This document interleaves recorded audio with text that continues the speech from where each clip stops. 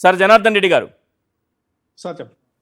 ఈ రోజుకు సరిగ్గా ఇది 30వ రోజు. నెల రోజులైంది సాయి కృష్ణను చంపేసి ఆధారాలు కూడా మాయం చేశారు, అంటే బూడిద చేశారు అని చెప్పేటటువంటి అంశానికి సంబంధించి. అయితే ఈ నెల రోజుల్లో డైరెక్ట్ ఎవిడెన్స్, ఇండైరెక్ట్ ఎవిడెన్స్ ఏదైనా సరే విచారణ అధికారులకు దొరికే అవకాశం ఉందా?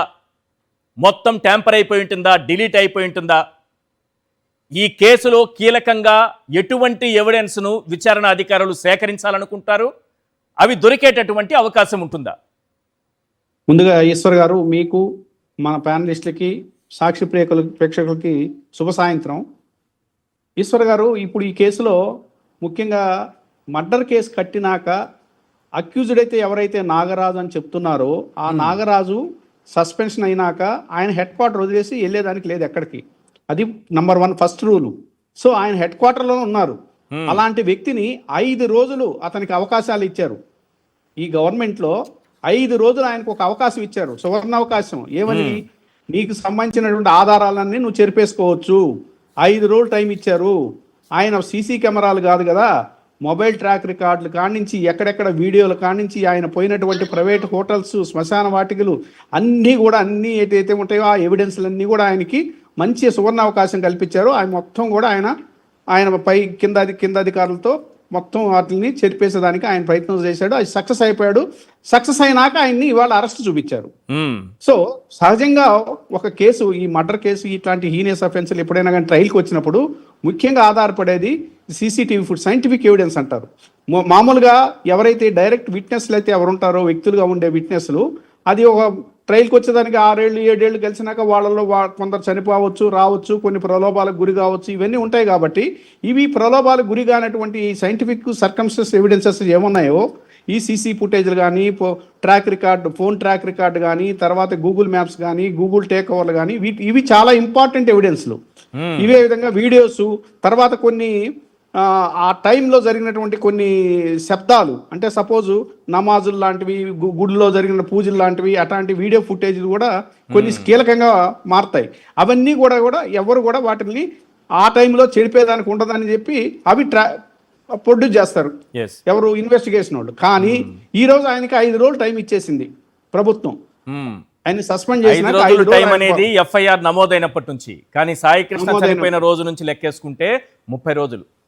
అంటే ఆయనకి ఎఫ్ఐఆర్ నమోదవుద్ది. ఇది ఇప్పుడు ఆంధ్రప్రదేశ్ రాష్ట్రంలో ఎన్నో అరాచకాలు, అటవిక పాలన జరుగుతుందండి. ఒక్క మాటలో చెప్పాలంటే మీకు తెలుసా అండి, రాయలసీమ జిల్లాల్లో ఏటీఎంలే తీసుకెళ్ళిపోతున్నారు. అర్థమైందా? ఈ 70,000 కెమెరాలు ఎక్కడ పెట్టుకున్నారో ఎవరికి అర్థం కావట్లేదు. ఈ మంత్రులలో పెట్టుకున్నారా, లేకపోతే ఈ పబ్లిక్ ప్లేస్ లో పెట్టారని నాకైతే అర్థం కావట్లేదు. పెట్టలేదంటారు 70,000 సీసీ కెమెరాలు సార్. 70,000 సీసీ కెమెరాలు ఎక్కడ పెట్టుకున్నారు? ఏమవుతున్నాయి అన్ని? ఎంత అటవిక పాలన! ఇప్పుడు ఎన్ని కస్టడీలు జరిగినాయి, ఎన్ని పోలీసు అరాచకాలతో ఎన్ని ఇది జరిగినాయి. ఈరోజు గత 1 నెలలోనే 5-6 బయటపడ్డాయి. సో ఈ అటవిక పాలనలో ఇలా జరగడం వల్ల ఖచ్చితంగా ఇది స్టేట్ పోలీసుల మీద ఇన్వెస్టిగేషన్ చేసుకుంటే ఏమీ బయటపడదు.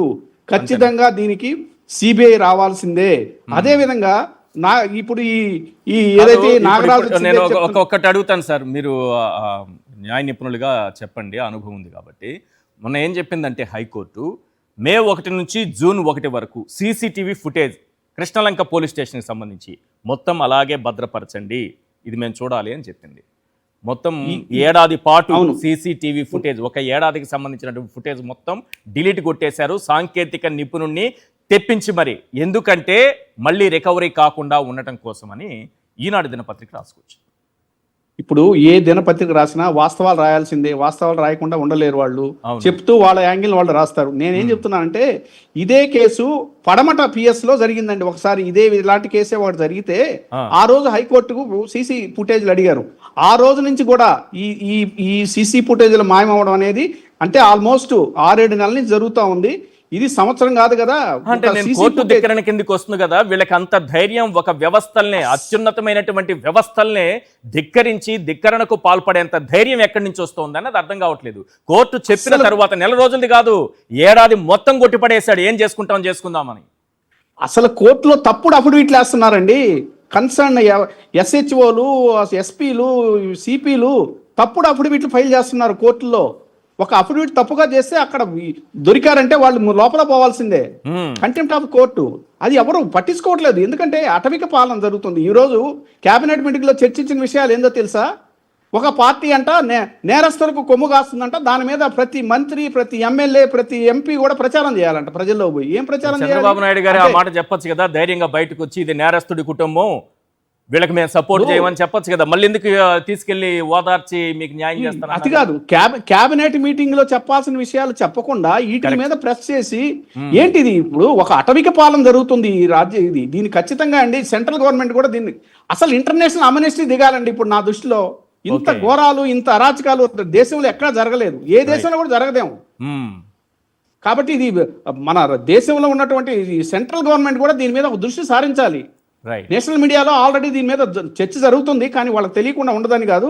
కానీ ఇప్పుడు వీళ్ళు ఏంటంటే ఎన్డీఏ కదా, సో ఎక్కడ ఏమవుద్దని చెప్పి ఏదో సరి చేసుకున్నట్టుగా అనిపిస్తుంది. ఖచ్చితంగా ఈ అటవిక పాలనకి ముగింపు పలకాల్సిన రోజు దగ్గర పడింది ఈశ్వర్ గారు. రైట్. వెంకటరెడ్డి గారు,